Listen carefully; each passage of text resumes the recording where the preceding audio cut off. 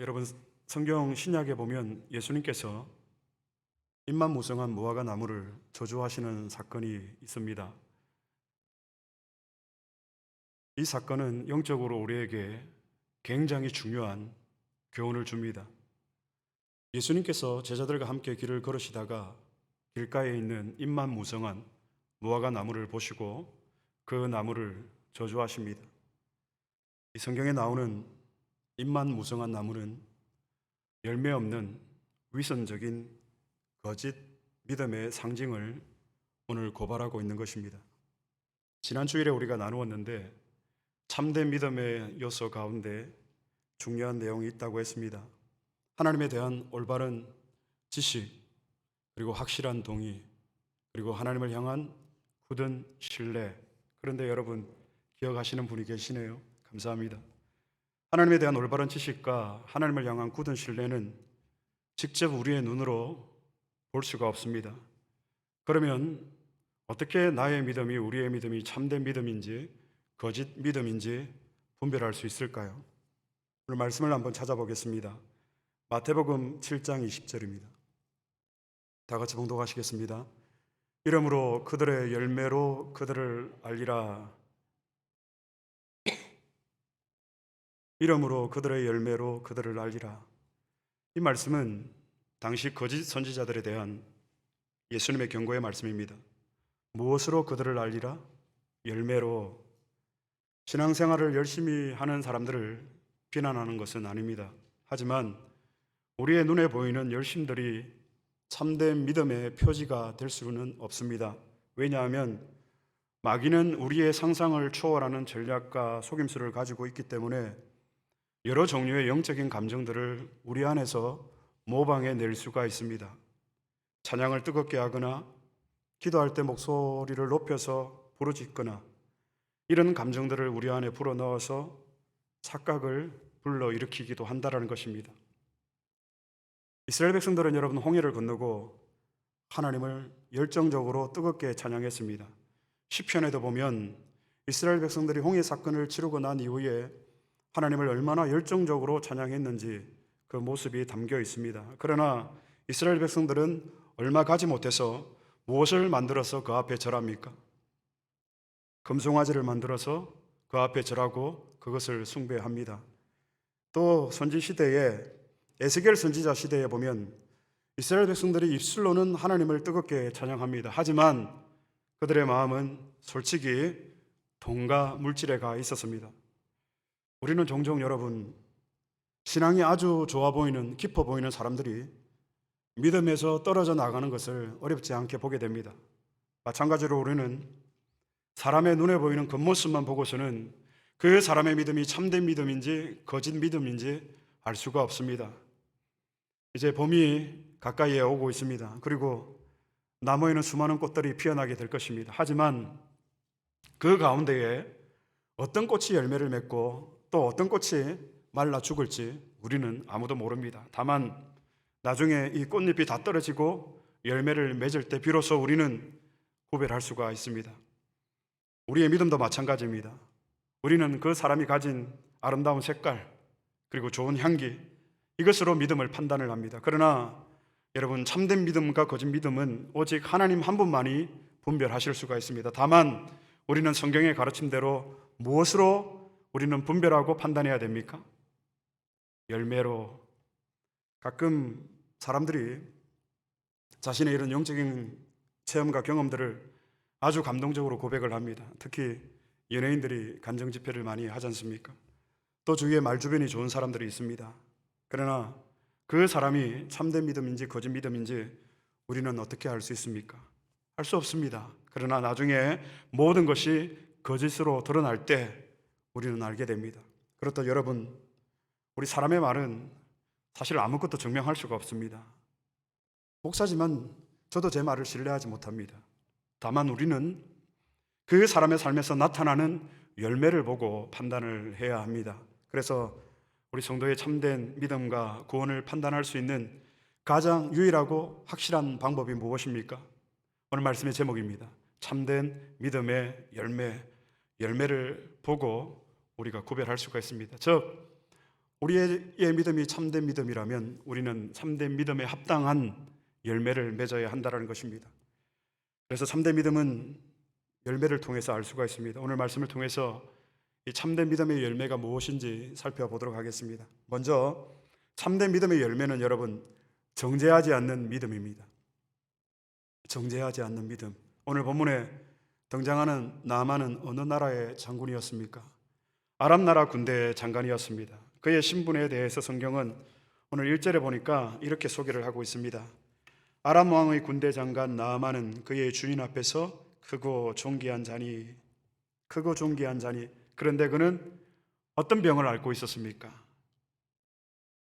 그는 큰 용사이나 나병 환자더라.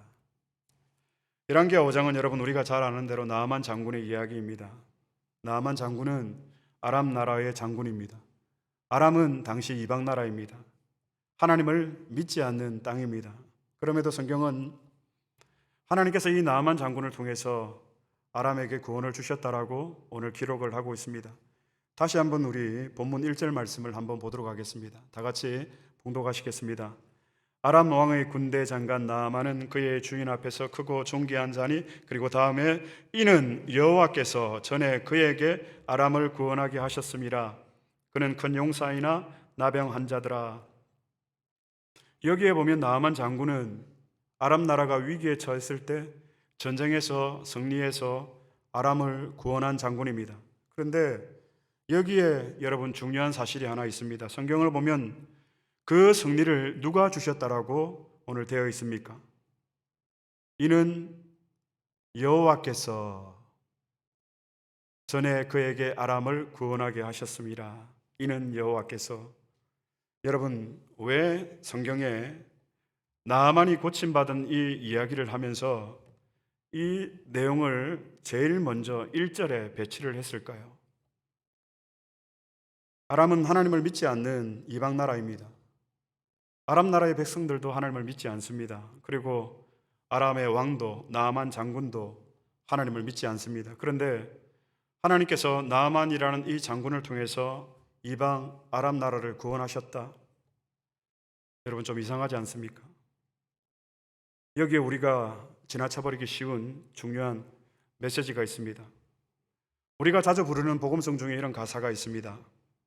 세상 모든 민족이 구원을 얻기까지 쉬지 않으시는 하나님, 주의 손과 발 대어 세상을 치유하며 주 따르게 하소서. 몇 주 전에도 우리가 이 찬양을 불렀죠. 세상 모든 민족이 구원을 얻기까지 쉬지 않으시는 하나님, 세상 모든 민족이. 사랑하는 여러분, 하나님의 구원은 제한을 받지 않습니다. 하나님의 구원은 전 우주적입니다. 하나님의 구원은 이스라엘 백성들에게만 적용이 되는 것이 아니라 이스라엘의 경계를 뛰어넘는 만유의 주, 열방의 통치자라는 이 고백이 오늘 이 본문 1절 안에 담겨져 있습니다. 세상 모든 민족이 구원을 얻기까지. 그런데 우리는 이렇게 뜨겁게 찬양하지만 우리의 삶으로 돌아가서는 내가 좋아하는 사람만, 나를 좋아해 주는 사람만, 내가 좋아하는 민족만 구원을 얻게 하소서. 이런 모습으로 우리는 살아가고 있지는 않습니까? 그러나 여러분, 하나님은 어떤 하나님이신가?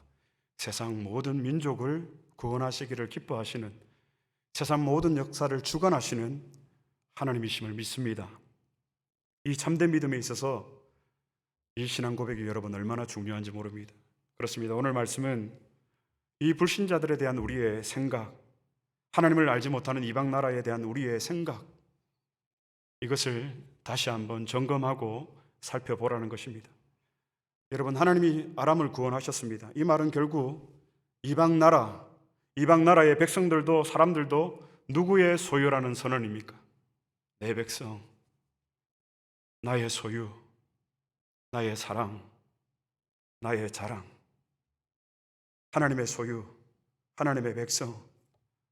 우리가 이것을 고백하는 것이 여러분 우리 참된 믿음을 보여야 하는 이 열매가 됩니다. 하지만 우리는 어떻습니까? 하나님을 사랑한다는 이유로 열심히 신앙생활 한다는 그 이유 하나로 얼마나 많은 우리의 공동체의 사람들을 우리가 정죄하고 비난하고 함부로 판단하는지 모릅니다. 여러분들이 우리가 참된 믿음을 가졌다면 반드시 나타나야 하는, 맺어야 하는 열매 중에 하나는 바로 정죄하지 않는 마음입니다. 정죄하지 않는 믿음. 이 정죄라는 단어를 사전에서 찾아보니까 이런 뜻을 가지고 있었습니다. 죄가 있다고 단정하다. 우리가 누군가를 정죄하면 그 사람이 실은 아무 잘못이 없는데, 아무 죄가 없는데, 내가 그 사람을 정죄하는 순간 그 사람은 죄 있는 사람이 된다는 것입니다. 그래서 여러분, 정말 이 정죄는 정말 무서운 것입니다. 여러분, 23년도 안디옥 교회의 표어가 무엇입니까?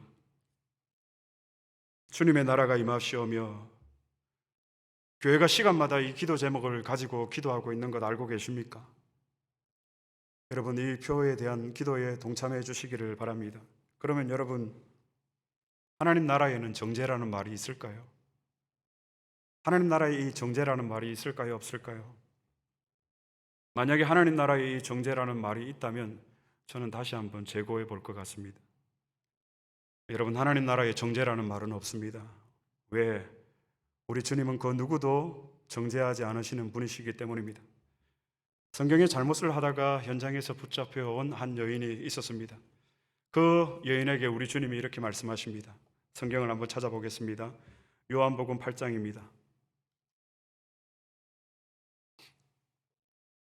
요한복음 8장 11절 말씀 다 같이 봉독하시겠습니다. 대답하되 주여 없나이다. 예수께서 이르시되 나는 너를 정죄하지 아니하노니 가서 다시는 죄를 범하지 말라 하시니라. 다시 한번 봉독하시겠습니다. 대답하되 주여 없나이다. 예수께서 이르시되 나도 너를 정죄하지 아니하노니 가서 다시는 죄를 범하지 말라 하시니라. 여자에게 주님이 묻습니다. 너를 정죄하던 자들이 다 어디 있느냐 물으시고 이렇게 말씀하십니다. 나도 너를 정죄하지 아니하노니 이제 다시 가서는 죄를 짓지 말라. 주님은 그 여인을 정죄하지 않았습니다. 성경에 예수님께서 사람들이 이 여인을 끌고 왔을 때 어떤 행동을 취하신 것으로 묘사하고 있죠, 여러분. 예수님이 몸을 구부려서 손가락으로 땅바닥에 무엇을 쓰셨다라고 되어 있습니다. 그런데 이 예수님의 행동을 두고 어떤 주석가는 예수님께서 그 여인을 끌고 온 각 사람의 죄목을, 죄의 리스트들을 땅바닥에 하나하나 적으셨고 그것을 본 사람들이 마음에 찔려서 돌아갔을 것이다. 그래서 예수님이 너희 중에 죄 없는 자가 먼저 돌로 치라고 했을 때 그 사람들이 예수님께서 땅바닥에 새겨 놓으신 자신들의 죄의 목록을 보고 마음이 찔려서 그 자리를 떠났을 것이다.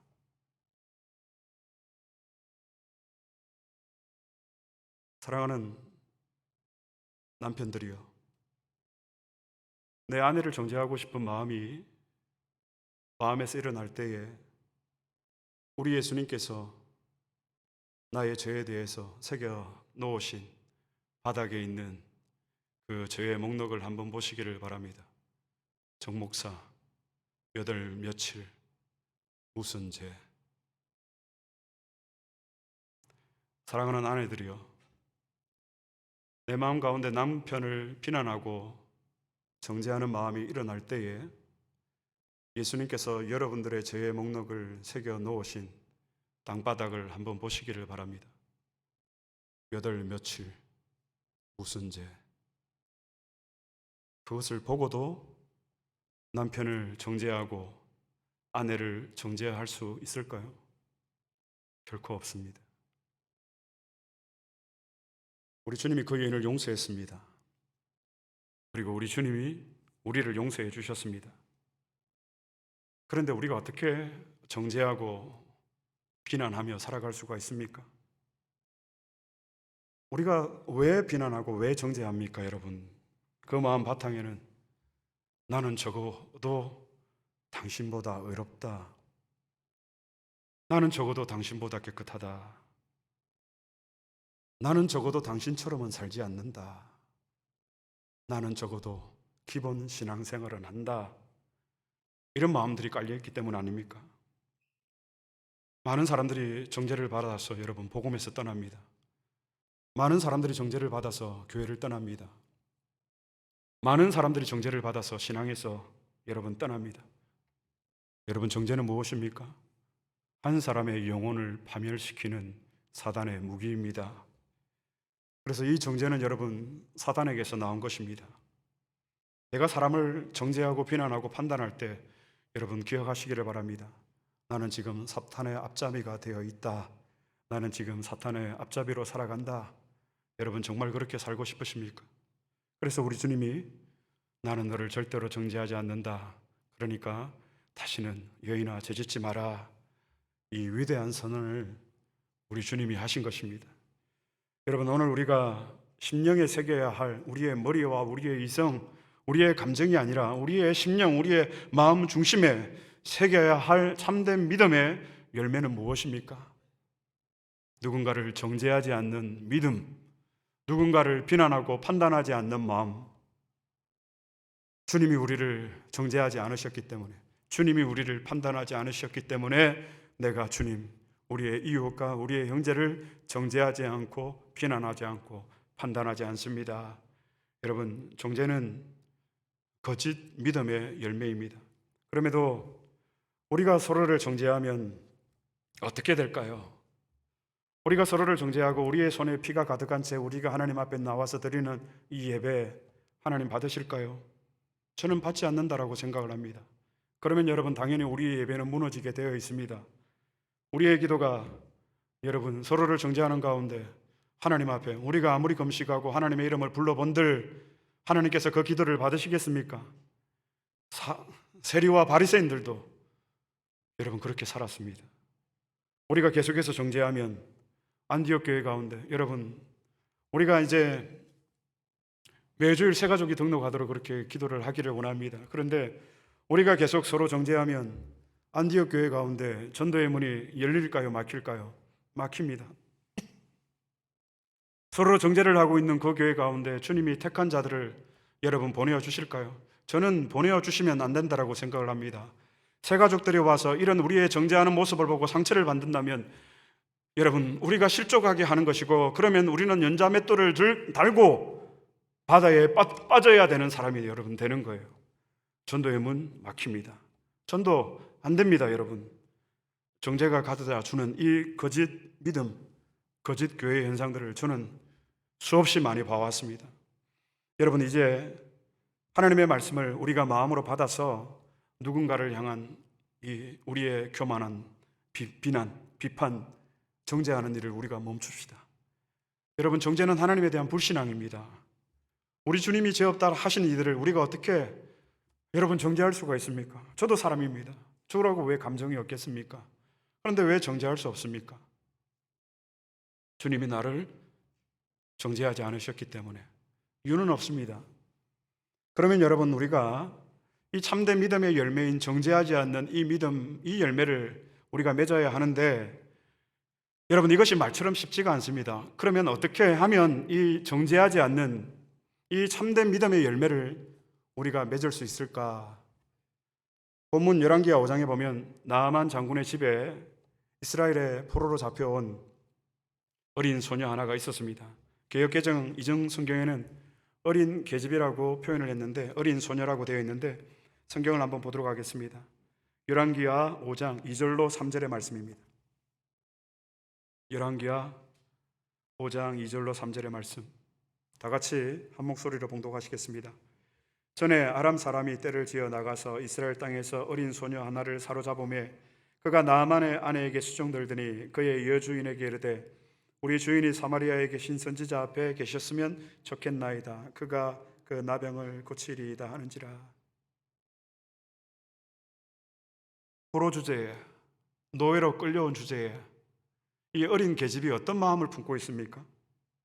3절에 우리 주인이 사마리아에 계신 선지자에게 그 앞에 계셨으면 좋았을 텐데 그 선지자가 누구죠?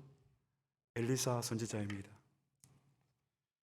여러분, 어린 이 계집 아이 소녀의 마음에 어떤 마음이 있죠? 자신의 주인인 나아만 장군의 그 아픔과 고통의 마음을 이 어린 소녀가 알고 있었습니다. 그런데 이 어린 소녀가 알면 여러분 도대체 얼마나 알겠습니까? 또 이 어린 소녀가 무슨 힘이 있겠습니까? 하지만 자신의 주인의 아픔과 슬픔이 이 어린 소녀에게는 자신의 아픔이 된 것입니다. 이 어린 소녀의 마음에 자신의 주인을 불쌍히 여기는 마음, 자신의 주인을 긍휼히 여기는 마음, 이런 소녀의 마음이 여러분 바로 하나님의 나라입니다. 여러분, 하나님의 나라는 어디에 있습니까? 여러분, 천국은 어디에 있습니까? 누가복음 17장 말씀을 한번 찾아보겠습니다. 누가복음 17장 21절 말씀입니다. 다 같이 봉독하시겠습니다. 또 여기 있다 저기 있다고도 못하리니 하나님 나라는 너희 안에 있느니라. 다시 한번 봉독해 볼까요? 시작. 또 여기 있다 저기 있다고도 못하리니 하나님 나라는 너희 안에 있느니라. 하나님 나라에 대해서 already, not yet 이라고 정의를 합니다. 우리가 예수 그리스도를 믿는 순간 already, 이미 우리의 마음 가운데 하나님의 나라는 임했습니다. 그러나 하나님 나라의 완성은 not yet, 아직 아닙니다. 언제 완성이 되죠? 우리 주님이 다시 오실 때 그 영화로운 하나님의 나라가 완성되어짐을 믿습니다. 여러분, 묻겠습니다. 하나님 나라가 어디에 있습니까? 아멘. 하나님 나라는 너희 안에 있느니라. 하나님 나라는 여러분의 마음, 우리의 마음 안에, 내 마음 안에 있습니다. 하나님의 나라는 우리의 관계 가운데, 우리의 공동체 안에 있음을 믿습니다. 한국에서 초등부 사역을 할 때, 전도사 때 만난 한 선생님 얘기를 하려고 합니다. 4학년 남자반을 맡고 있는 여자 선생님이셨습니다. 그런데 저희가 이제 매주 토요일마다 학교 앞 전도를 갔거든요. 그리고 아파트 단지에 있는 놀이터에 가서 전도한 친구 중에 두 형제가 있었는데, 이 성현이와 동현이, 초등학교 2학년, 4학년. 그래서 전도를 해서 이제 4학년 되는 선생님과 함께 이 아이의 집에 신방을 하게 되었습니다. 그런데 신방을 하고 동현이의 형편을 알게 되었습니다. 할머니와 함께 이 두 형제가 살고 있었는데 할머니께서 동현이의 형편을 얘기를 해주셨습니다.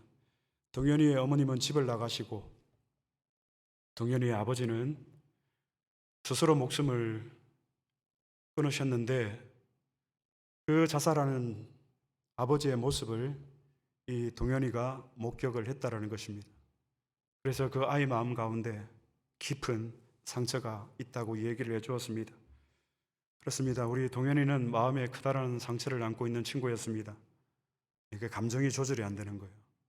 이 분노가 조절이 안 되는 거예요. 그래서 친구들하고 이렇게 잘 놀다가 아무 일도 아닌데 마음이 상하거나 감정이 오르면 주체가 안 되는 거예요. 아무도 제재할 수가 없는 거예요. 말리는 선생님의 머리를 뜯고 선생님을 때리고, 그때 많은 선생님들이 전도사님 이 아이 교회에 안 나오게 해야 되는 것 아닙니까? 그리고 또 우리 초등부 어린아이들의 학부형들도 와서 전도사님 이 아이 하나 때문에 우리 아이에게 해가 될까 봐 걱정이 됩니다. 그래서 제가 그 선생님에게 이렇게 제안을 했습니다. 선생님, 여자아이 반으로 바꿔드리겠습니다 라고 제안을 했습니다. 그런데 그 선생님이 이렇게 얘기했습니다. 아니요, 전도사님, 저는 우리 동현이가 너무 좋아요. 저는 동현이가 정말 예수님 같아요. 사실 제가 할 말을 잊고 한참을 멍하니 그 선생님을 바라보았습니다. 그리고 그때 저는 그 선생님 안에 있는, 마음 안에 있는 하나님 나라를 분명히 보았습니다. 전도사님, 저는 괜찮아요. 동현이가 예수님 같아요. 눈물을 흘리시면서 이 얘기를 하시는데 입가에는 천사와 같이 환한 미소를 짓고 있는 것이었습니다. 지금도 그때 일을 생각하면 형언할 수 없는 감사의 경험이었습니다. 사랑하는 여러분, 우리가 살아가는 세상이 왜 이렇게 시끄럽습니까? 교회가 왜 이렇게 시끄럽습니까? 우리가 서로를 정죄하기 때문 아닙니까? 그러면 우리가 어떻게 하면 정죄하지 않는 우리의 가정, 교회, 이 세상을 만들어갈 수 있을까? 이 나만 장군의 어린 소녀처럼 계집아이처럼 내 마음에 하나님의 나라를 회복하고 소유하는 길뿐입니다. 참된 믿음의 열매, 정죄하지 않는 유일한 방법입니다. 내 마음이 하나님의 나라가 되는 거예요, 여러분. 우리가 그렇게 하나님께 온전히 붙들리면 하나님의 마음이, 하나님의 나라가 우리에게 부어진 바가 되어지고 하나님의 나라가 나에게 임하면 우리의 마음 가운데 어떤 마음들이 일어납니까? 그 영혼을 불쌍히 여기게 되고 그 영혼을 긍휼히 여기게 되고 이렇게 정죄는 여러분 사라지게 될 것입니다. 여러분, 어둠이 빛을 결코 이길 수 없습니다. 하나님 나라가 임하면 정죄는 사라지게 됩니다.